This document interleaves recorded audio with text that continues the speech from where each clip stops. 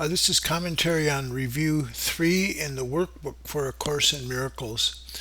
We're starting a review today, and for the next 10 days, we're going to take 2 lessons each day and review the thoughts that are in them. And in this review, it is suggested a particular format in which we are encouraged to follow as closely as possible. This commentary is going to be a little bit longer than most of them because for the next 10 days the commentary will be very short, and you may want to save this commentary, a link to it, and refer to it as you're going through the practice periods. Well, here seems to be the assumption of where we're at in the workbook.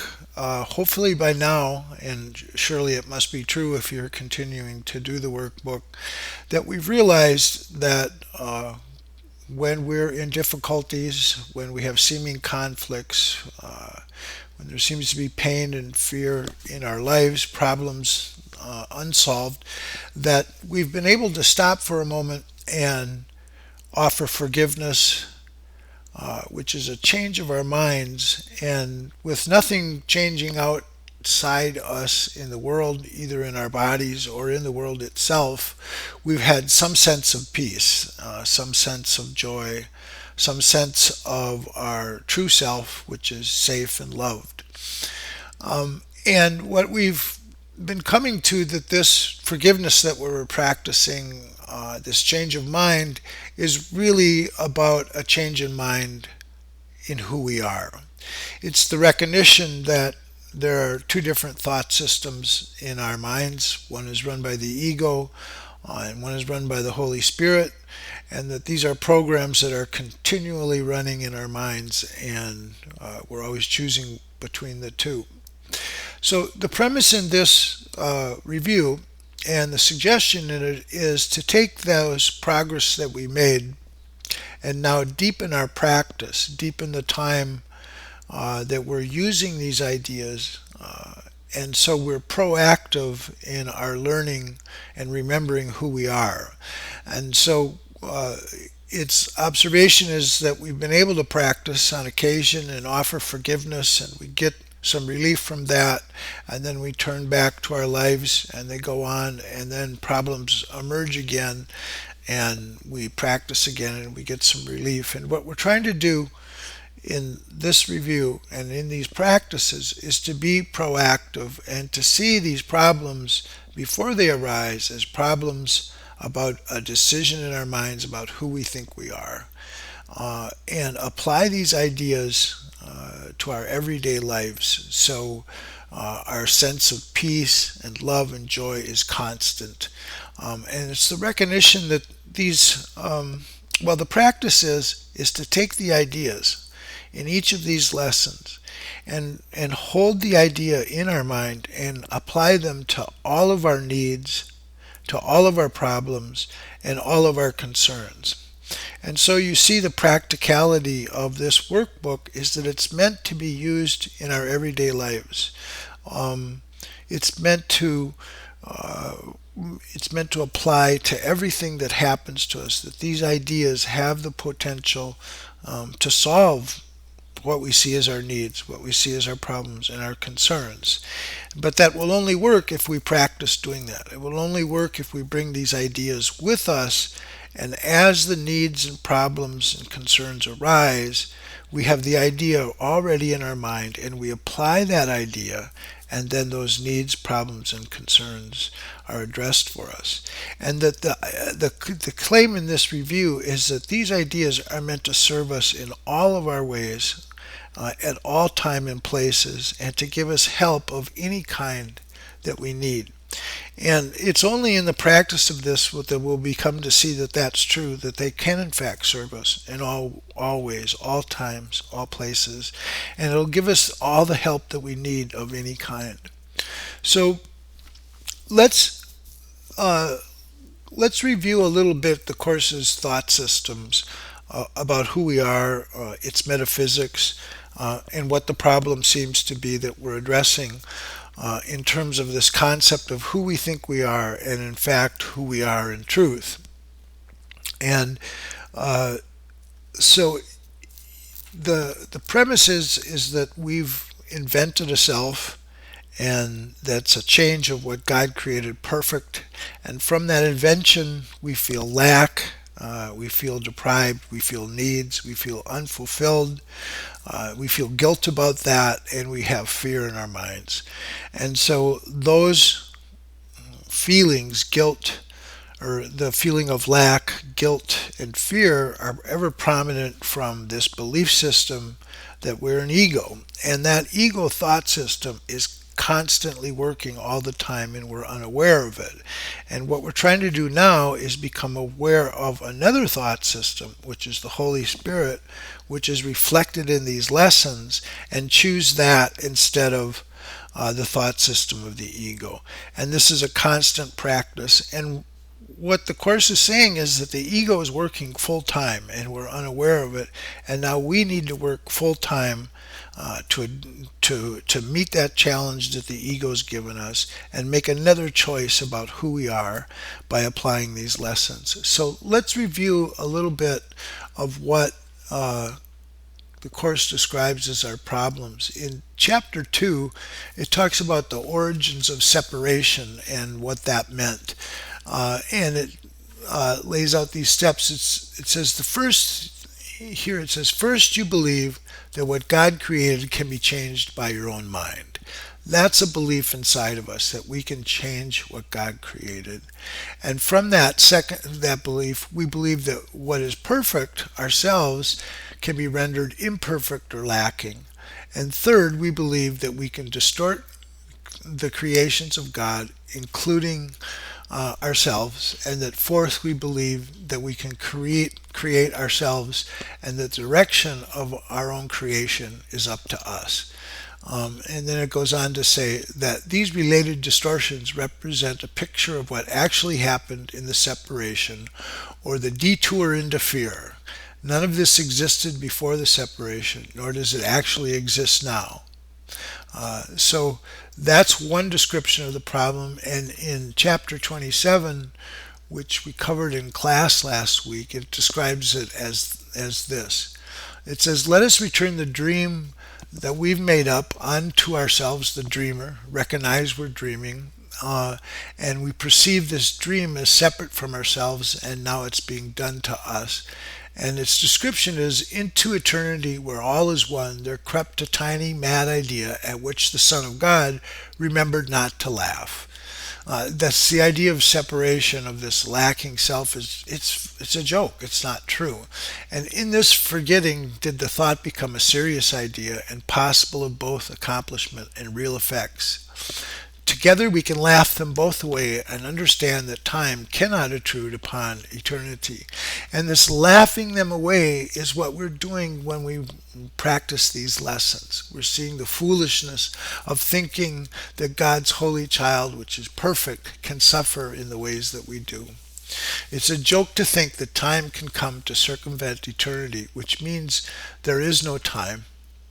A timelessness in which time is made real, a part of God that can attack itself, a separate brother as an enemy, a mind within a body, are all forms of circularity whose ending starts at its beginning and ending at its cause. The world you see depicts exactly what you thought you did.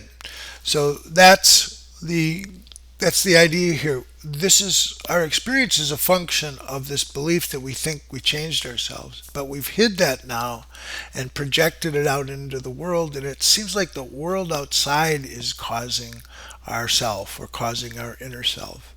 That's the defense mechanism that the mind made to hide the fact that the mind itself made this choice. And so in chapter 14, it describes then where we're at. And it's saying that each day, each hour and minute, even each second, you are deciding between the crucifixion and the resurrection, between the ego and the Holy Spirit. The ego is the choice for guilt, the Holy Spirit the choice for guiltlessness. The power of decision is all that is yours. What you can decide between is fixed, because there are no alternatives except truth and illusion. And there is no overlap between them because they are opposites which cannot be reconciled and cannot both be true. You are guilty or guiltless, bound or free, unhappy or happy. And so this is what we are doing every moment of the day. We're choosing, am I an ego that's guilty, that lacks and fearful, or am I the holy child of God, which is free, which is happy and peaceful?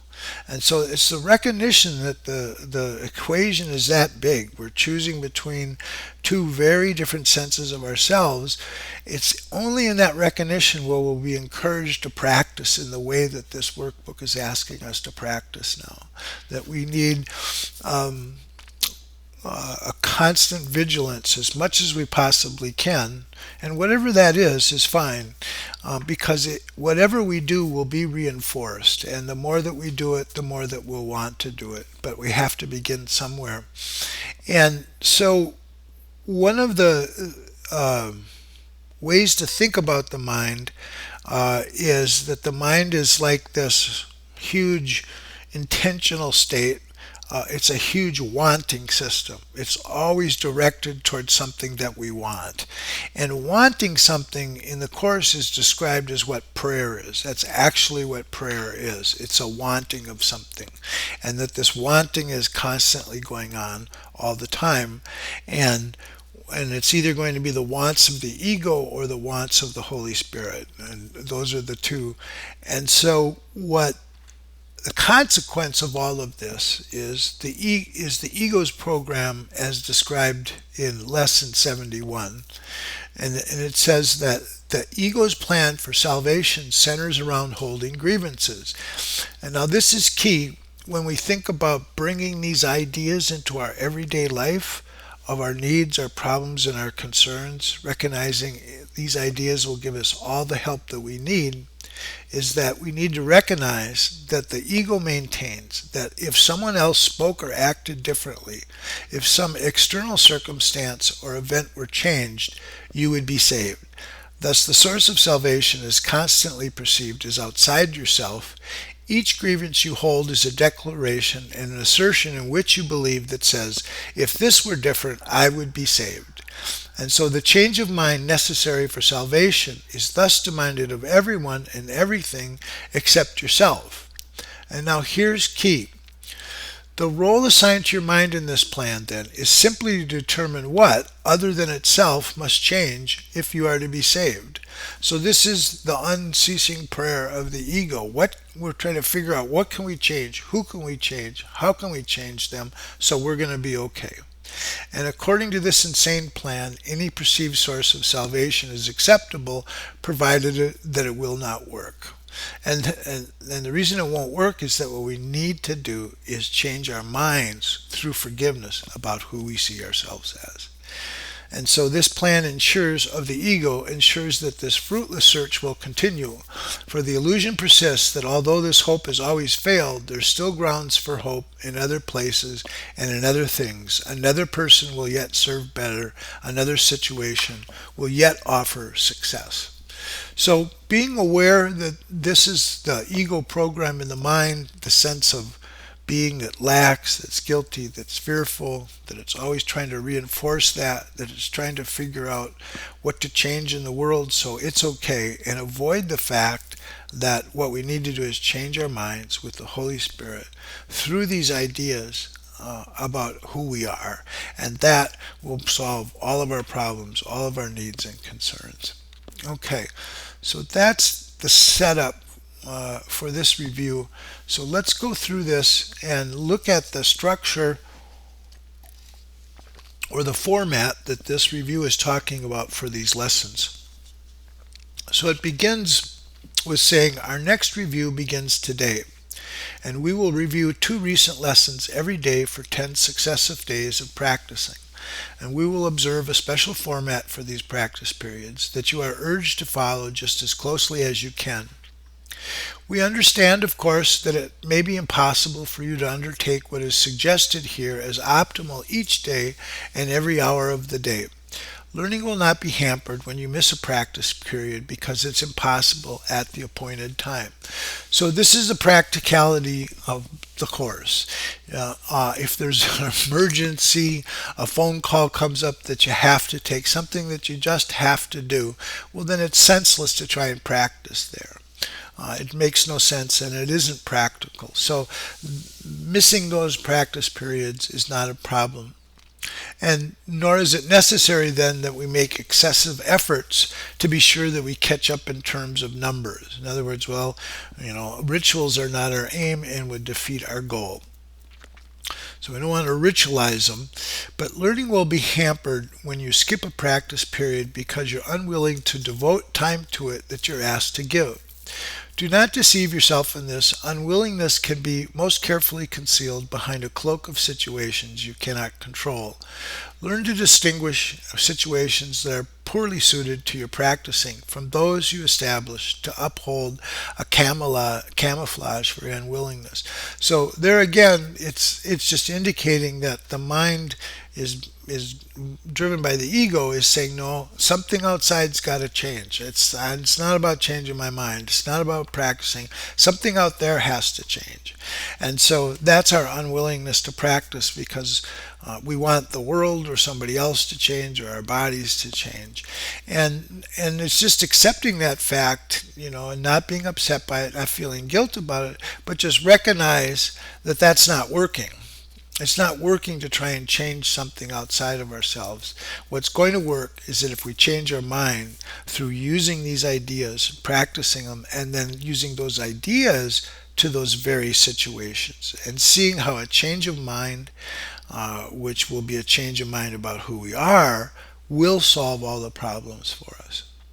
So he goes on to say, those practice periods that you have lost because you did not want to do them for whatever reason should be done as soon as you've changed your mind about your goal.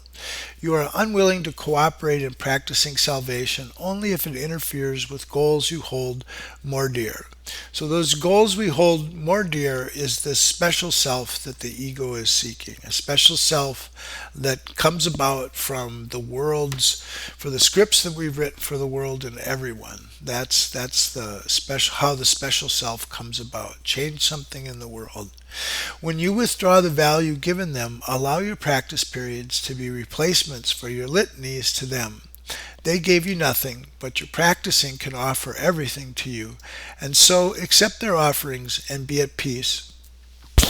The format you should use for these reviews is this.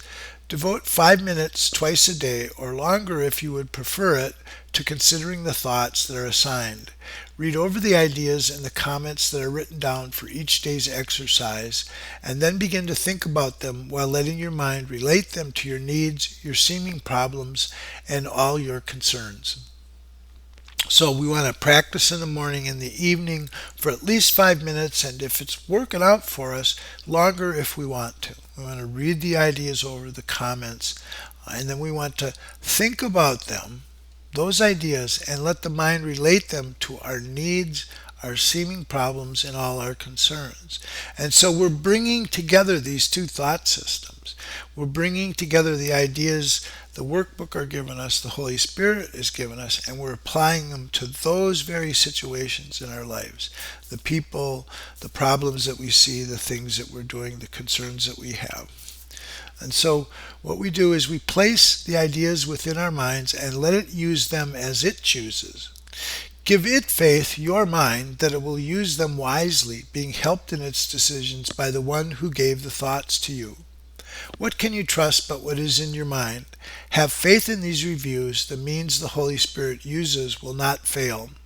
The wisdom of your mind will come to your assistance. Give direction at the outset, then lean back in quiet faith and let the mind employ the thoughts you gave as they were given you for it to use. And so this is the recognition that we really are who we are. We really are that perfect being of love and peace and joy. that God gave us, and that God created us as that, and that the practice here is a recognition that that wisdom is in our minds, and that part of our minds will recognize the truth of these ideas and will accept them. So we want to have faith in the ideas, and we want to have faith in ourselves, because ourself is that truer self. So we place them in our minds, and we let the mind itself relate these ideas to our problems, our concerns, and our seeming needs. And so it goes on to describe these ideas. You've been given them in perfect trust, in perfect confidence that you would use them well, in perfect faith that you will see their messages and use them for yourself. Offer them to your mind in the same trust and confidence. It will not fail. It is the Holy Spirit's chosen means for your salvation. Since it has His trust, His means must surely merit yours as well. We emphasize the benefits to you if you devote the first 5 minutes of the day to your reviews and also give the last 5 minutes of your waking day to them. If this cannot be done, at least try to divide them so you undertake one in the morning and the other in the hour just before you go to sleep. The exercises, so that's our longer practice periods. Once in the morning as close as possible, and once in the evening as close as possible before we go to sleep. And now he's going on to describe the exercises during the day. The exercises to be done throughout the day are equally important and perhaps of even greater value. You have been inclined to practice only at appointed times and then go on your way to other things without applying what you learned to them. As a result, you have gained little reinforcement and have not given your learning a fair chance to prove how great are its potential gifts to you. Here is another chance to use it well. In these reviews, we stress the need to let your learning not lie idly by between your practice periods. Attempt to give your daily 2 ideas a brief but serious review each hour. Use one on the hour and the other one a half hour later. So there's 2 lessons in each day, and we use one of them on the top of the hour and the other one at the bottom half of the hour. You need not give them more than just a moment to each. Repeat it and allow your mind to rest a little time in silence and in peace, and then turn to other things, to your problems, your concerns, your seeming needs, but try to keep the thought with you and let it serve to help you keep your peace throughout the day as well. And so if you are shaken, think of it again. These practice periods are planned to help you form the habit of applying what you learn each day to everything that you do. So what we've learned is that through forgiveness, through doing these lessons, that there's a change in our mind that brings us the peace and the joy and the love and the true self that we're seeking. That's what we've learned. And now we want to take that thought. We don't want to just repeat it and lay it down. We want to recognize that it should be applied to everything that we do, that its usefulness is limitless to you, and it is meant to serve you in all ways, all times and places, and whenever you need help of any kind. Try then to take it with you in the business of the day and make it holy, worthy of God's Son, acceptable to God and to yourself. Each day's review assignments will conclude with a restatement of the thought to use each hour and the one applied on each half hour as well. Forget them not. The second chance with each of these ideas will bring such large advances that we come from these reviews with learning gains so great we will continue on more solid ground with firmer footsteps and with stronger faith. So this is the goal for us, to recognize we can make huge advances here if we practice during the day, if we bring these thoughts with us all day long, if we apply them to our everyday lives, if we recognize that it's not about changing something outside of us, it's about changing our minds about who we are through applying these ideas. It's these ideas themselves that will open us up to this truer self inside of us, and that we can make great advances if we do this as much as we can through the day. And whatever we do is good enough, whatever that is, because as soon as we do practice, we will get the results. and that will reinforce us and we'll want to practice more and more. So not to feel bad or guilty because we don't practice, it's just to try as much as we can to practice, get the results, and then see that our motivation is increased and our conviction. Okay, so he ends this with, do not forget how little you have learned. Do not forget how much you can learn now. Do not forget your Father's need of you as you review these thoughts he gave to you. Okay, so that's it. Practice well. You might want to refer to this review through the next 10 days, as the commentaries on those will be really short. Thank you.